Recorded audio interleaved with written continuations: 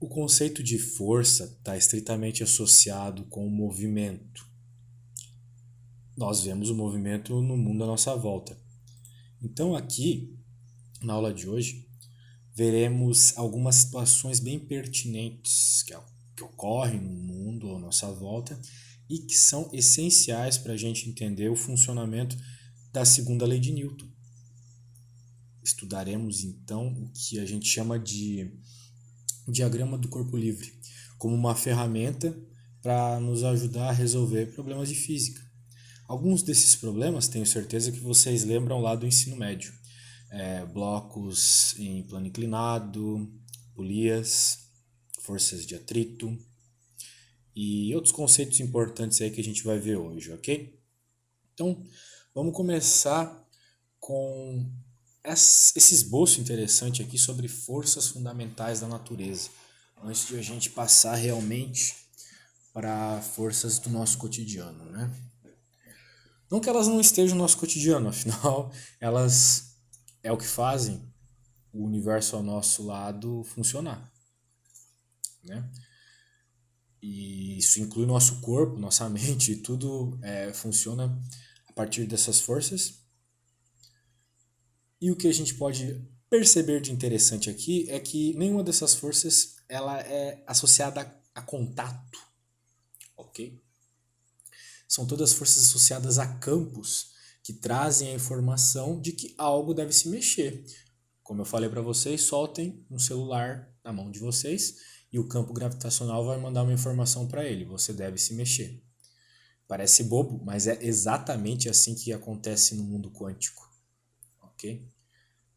Força eletromagnética, a mesma coisa. E, em especial, o elemento que traz essa informação até a carga elétrica, dizendo que ela tem que se mexer, é o fóton. É conhecido de vocês, a luz. O mesmo ocorre para as outras duas forças, a nuclear fraca e a forte. Elas não têm uma lei de formação tão simplificada como as leis da gravitação e do eletromagnetismo, mas elas são extremamente importantes para a nossa vida, para o universo, e, sem dúvida, elas são as mais fortes dessas quatro forças fundamentais. Ok?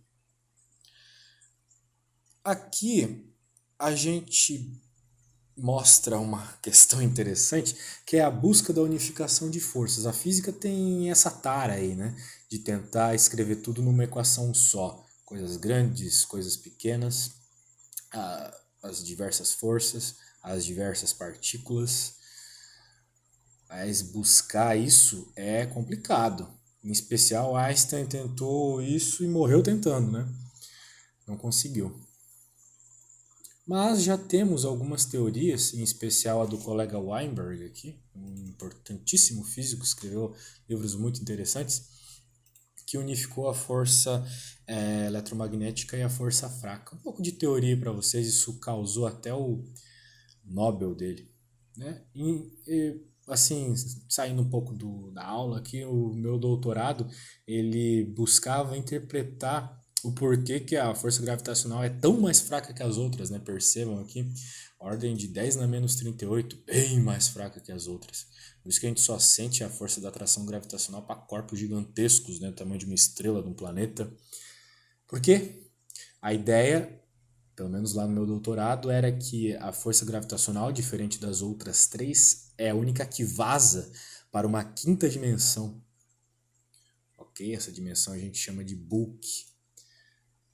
E isso explicava também o porquê de algumas estrelas terem massas que não são previstas pela relatividade geral. Muitas estrelas recentes são observadas, principalmente estrelas de nêutron, com massas acima de 2 massas solares, o que não é previsto, né, pela relatividade geral. Uma explicação é isso. Mas existem outras, né? Não vou garantir que a minha está certa, por sinal acredito que não está. Beleza. Então aqui a gente tem, né, mais uma explicaçãozinha sobre isso, a importância. Claro, isso não vai entrar essencialmente nas contas, só fica aí a motivo de interesse de vocês, tá? A construção desse conhecimento não foi uma escada, tá? Eles pensavam que era algo, aquilo deixava de funcionar, encontravam uma teoria melhor. É assim que funciona a ciência, tá, pessoal? Muito bem. Então aqui nós vamos nos focar essencialmente no que ocorreu lá no século XVI, né? Onde o Newton propôs várias de suas ideias e elas se mostram funcionais até hoje, pelo menos para o meio em que a gente vive, né? Quando a gente tenta lidar com coisas muito grandes, é a relatividade geral do Einstein que explica, para coisas muito pequenas é a mecânica quântica. Mas, para os problemas que a gente tem que resolver aqui, principalmente os de vocês, engenheiros, a mecânica newtoniana é suficiente. A mecânica newtoniana é baseada nessa simples equação aqui. O somatório de todas as forças é igual a massa vezes a aceleração. Ok? Mas vamos na prática, então, né? Ver o que está acontecendo aqui. Quais são as forças que estão agindo? Bem, vamos nos preocupar com as forças que agem no eixo Y. Por quê? Porque eu quero. Aqui no eixo Y, a gente consegue observar duas forças interessantes. A força peso, que é o mg. Aquela força peso conhecida de vocês, né? P igual a mg, massa vezes gravidade. E a força normal, ok? Que é... Bem, que ela surge aqui, né? Devido a o objeto estar sobre uma superfície. A gente percebe que ele está parado, né? Ele não está nem subindo, voando, né? Nem descendo. Isso é muito importante, porque se ele está parado, vai significar que a aceleração dele é zero, ok? Então a gente pode afirmar que as duas únicas forças que agem sobre ele são iguais, uma compensa a outra. Normal é igual a peso. Poderia não ser o caso, ele poderia estar caindo, poderia estar subindo. Então você teria essas diferenças aqui. Se a aceleração fosse maior que zero, ou seja, se ele estivesse subindo, a força normal seria maior que a massa vezes a gravidade. Mas essas situações aqui elas não são nada usuais. O interessante é quando isso ocorre. Ok? Bem, normalmente é isso que ocorre. Beleza, aqui fica uma perguntinha para vocês.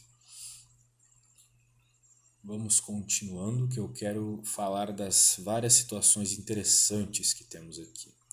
Essa é uma das situações mais interessantes, a força de atrito. Bem, como o próprio nome diz, né, está associado com o atrito que determinada superfície causa sobre um corpo que quer se mover. Não existe atrito com um corpo parado, né? Então o corpo está se movendo ou está na iminência de que isso ocorra e a força de atrito impede ou prejudica esse movimento. Prejudicar é uma palavra meio forte, afinal de contas a gente só consegue se mover porque existe o atrito, né? Senão a gente ia ficar derrapando no chão, seria muito estranho. Então o atrito é essencial para as nossas vidas e o atrito ele é dado em função, veja só, da força normal, que é a força, novamente, associada com a superfície que você está. Então a força normal ela é uma força extremamente importante no estudo da física, que multiplica o coeficiente de atrito. Ok? Obviamente, superfícies diferentes me darão coeficientes de atritos diferentes. É mais simples você escorregar numa pista ensaboada do que numa pista, sei lá, de concreto. Como é que eu modelo isso fisicamente? No valor do coeficiente de atrito. O coeficiente de atrito vai ser maior para aquilo que tem um atrito maior. Ok? É simplesmente assim que funciona. Então aqui vamos ver uns exemplinhos práticos. Claro, pessoal, obviamente, né, antes da prova eu vou fazer exemplos, né, como a gente fez outra vez. A princípio também uma aulinha de exercícios em que vocês proporão exercícios para eu resolver. Mas vamos aqui, né, pelo menos ver de forma rápida essas apresentações aqui sobre esses problemas. Então, quando a gente está falando de atrito, a gente tem aquelas duas situações que eu acabei de falar. A situação que o objeto está na iminência de se mover, e ali entra o atrito estático, que é o atrito que mantém ele estático, parado, E quando você empurra um objeto e ele se move, mas o atrito está prejudicando esse movimento, né? É mais fácil você empurrar uma bola novamente, né, numa graminha lisinha do que, sei lá, nos pedregulhos. Então aí é o atrito cinético, tá, pessoal? Muito bem. Então vamos conversar sobre isso. Quando a gente não tem forças horizontais, o nosso desenho fica como essa primeira figura aqui que eu estou passando o mouse em cima. A partir do ponto em que você começa a aplicar uma força, digamos que você esteja aplicando uma força para a direita, entra o atrito em cena, ok? E o atrito, ele pode entrar, como nesse primeiro caso aqui está funcionando, como uma força que impede que o objeto comece a se mover. Veja que nessa situação aqui a velocidade ainda é zero. Então, o que vai significar? Que nem na conversa que a gente teve sobre o bonequinho do Newton parado, né, nem voando nem caindo, como ele está parado, eu estou empurrando, mas não é suficiente para empurrá-lo. Imagine um bloco bem pesado aqui num chão bem complicado de mover as coisas. A força que você está aplicando é exatamente igual à força de atrito. Então veja, ela tem que ser exatamente igual para que o objeto não se mova. Por isso que a força de atrito estático, ela se molda, gravem isso que eu estou falando, escrevam aí. A força de atrito estático, ela se molda à intensidade da força que você está aplicando. Ok? Porque se ela não for igual, ou ela é maior ou ela é menor. Se ela for menor, o objeto se move na direção da força que você está aplicando. Se ela for maior, o que é um absurdo, a força de atrito empurraria o objeto na direção contrária da força que vocês estão aplicando. Então, não é isso que a gente quer, ao passo que a gente está falando de forças, força de atrito estática, né? A gente quer que fique parado, estático. Ok, mas tem um momento em que você supera essa força de atrito estático e o objeto começa a se mover. Aí entra então o atrito cinético. Ainda há uma força de atrito, mas essa força de atrito não é suficiente para impedir você de empurrar esse objeto. Essa força de atrito, então, ela vai prejudicar o movimento, vai ser uma força que vai contra aquilo que você está tentando fazer, que é mover o objeto numa determinada direção. A força de atrito vai estar na mesma direção, mas no sentido contrário. Mas ela não vai ser suficiente para parar o objeto. Então, o movimento vai ser prejudicado, mas nada mais que isso. E o que tem de interessante é algo que a gente vê na prática aqui. Para a mesma superfície, a força de atrito estática ela é sempre maior que a força de atrito cinética. Então é por isso, na prática, que quando a gente tenta empurrar um objeto, para tirar ele da inércia é difícil. Para fazer ele começar a se mover é difícil. Mas depois que você começa a mover o objeto, fica mais simples, não precisa aplicar tanta força. Por quê? Porque a força de atrito cinético é menor que a força de atrito estático. Beleza. Então, bem, é isso. A força de atrito cinético, por ela não ser uma força a priori, vamos dizer assim, uma força que surge da teoria, é uma força que existe na prática, ela não vai ter curvinhas tão simples, né, como as forças que a gente está acostumado a trabalhar. Mas a gente vai trabalhar com uma aproximação, né? Claro, o pessoal da tecnologia assim, mais precisa de todas vai levar em conta todas essas montanhazinhas aqui, o que não é o nosso caso, né? A gente vai considerar que a força de atrito ela é um valor constante, né? Pelo menos a cinética. Beleza. E aqui então uma tabelinha de alguns valores aí então importantes para a força de atrito. A gente percebe aqui, né, por exemplo, o gelo, que é fácil de escorregar, quem já jogou Mario sabe. Tem um atrito bem mais baixo que, por exemplo, madeira, por exemplo, alumínio, né? Beleza. Outro sistema que aparece bastante é esse de blocos, tá? Eu até pedi para vocês anotarem essa equação aqui, porque ela é extremamente usual, ela aparece direto, ok? Então, vamos analisar o que está acontecendo aqui. Nós temos dois blocos ligados por uma corda que passa por uma roldana. Então, a roldana ela permite que esses blocos estejam ligados mesmo em dimensões diferentes, né? Então, bem, vai ter um atrito aqui, a gente percebe um atrito nesse bloco de cima, por ele estar sobre uma superfície, força normal age sobre ele e a força da gravidade também, porque ele está no planeta Terra. Ele não vai se mover nem para cima nem para baixo, então a gente já pode afirmar que essas duas forças são iguais, ok? Bem, para que ele comece a se mover para a direita, o bloco M1, a força da tração aqui, né? A tração na corda tem que ser maior que a força de atrito estático. Isso vai depender do quê? Da massinha desse bloco. Por quê? Porque é a massinha desse bloco que causa a força-peso, M2G, que vai estar associada com a tração, né? Se o bloco começar a se mover, ele vai ter uma aceleração, essa aceleração aqui, que vai ter conexão com o valor da tração, ok? Então, bem, é basicamente isso.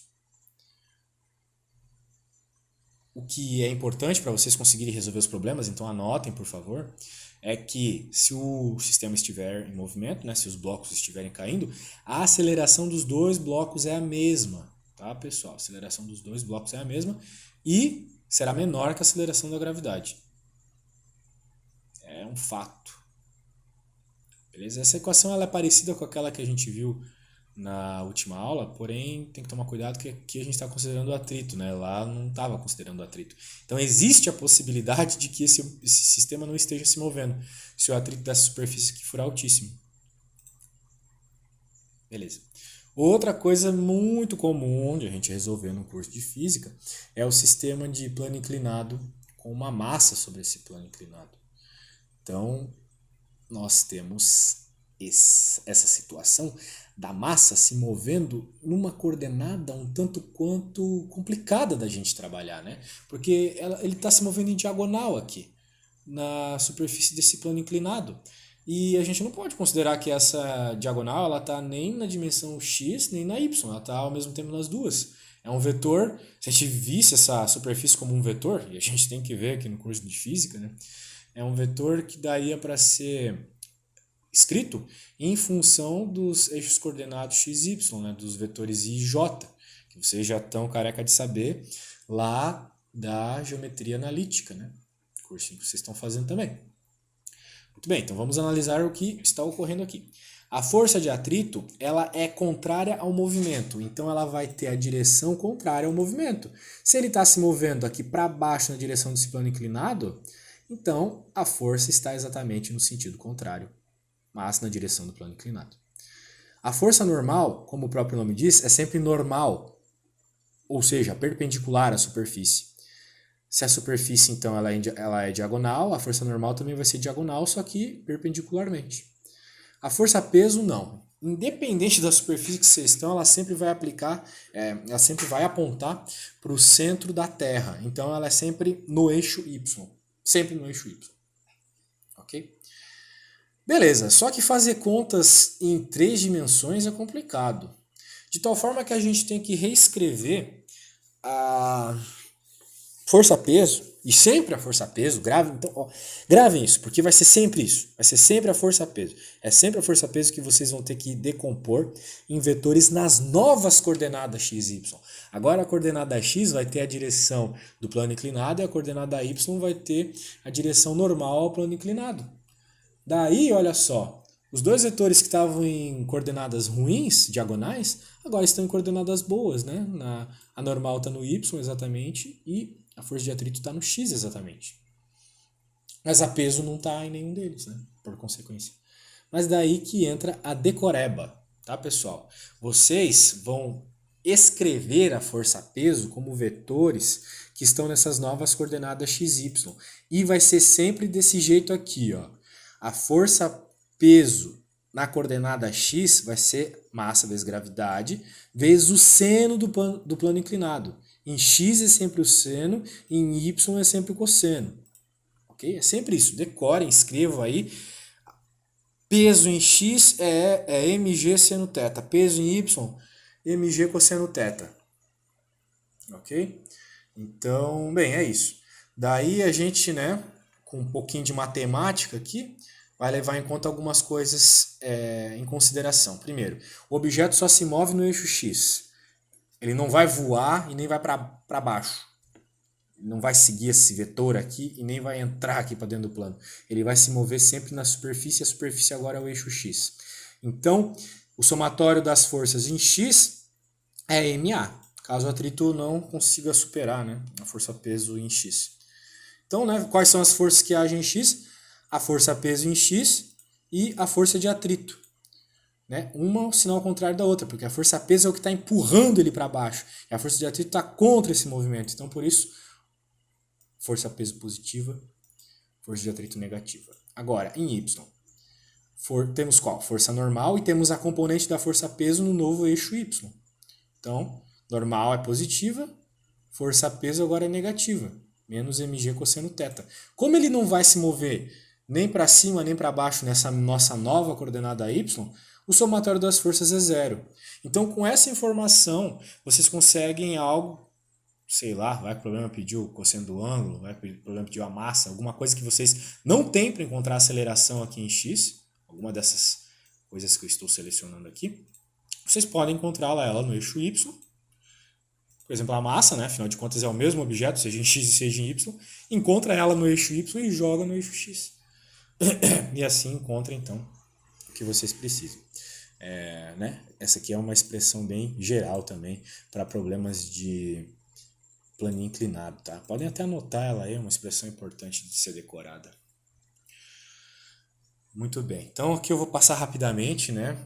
Que nós não vamos nos ater muito nas explicações do porquê que isso ocorre, mas quando a gente está num regime que a gente tem que considerar a força de atrito do ar, resistência do ar, é uma expressão como essa, velocidade ao quadrado, tá? Então, quando a gente tem fluxos turbulentos, a velocidade é ao quadrado.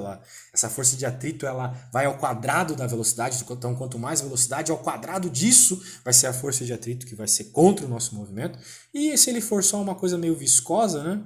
Se vocês quiserem se mover não no ar, mas no mel, por exemplo, sei lá, ou na água, então alguns elementos aqui, em especial o eta, né? Está associado com esse meio que eu estou me movendo, né? E a velocidade que eu estou me movendo também vai prejudicar esse movimento. Ou seja, quanto mais rápido eu quero me mover, mais força contrária eu sofro devido a isso. A gente percebe isso quando a gente está andando na estrada, né? De carro na estrada. Quanto mais rápido o carro tá e eu deixo a janela aberta, mais força de atrito eu sofro. Por isso que, né, nossa mãe, nosso pai pede para a gente fechar a janela, né? Diminuir o atrito. Porque, veja, também depende do raio aqui, do objeto em questão e, vamos dizer assim, grosso modo, extremamente grosso modo, o raio do carro aumenta, assim, bem entre aspas, o raio do carro aumenta quando a janela está aberta. Ok? Então, bem, daí aqui temos algumas deduções, eu acho que eu vou parando por aqui. Na próxima aula dessa semana mesmo eu já continuo isso e a gente vai partir para uns exercícios bem interessantes, tá, pessoal? Porque esse assunto é o assunto que tem mais exercício para resolver de física geral 1, tá? Beleza? Agradeço a atenção de vocês. Até a próxima prova na última semana letiva do ano, hein?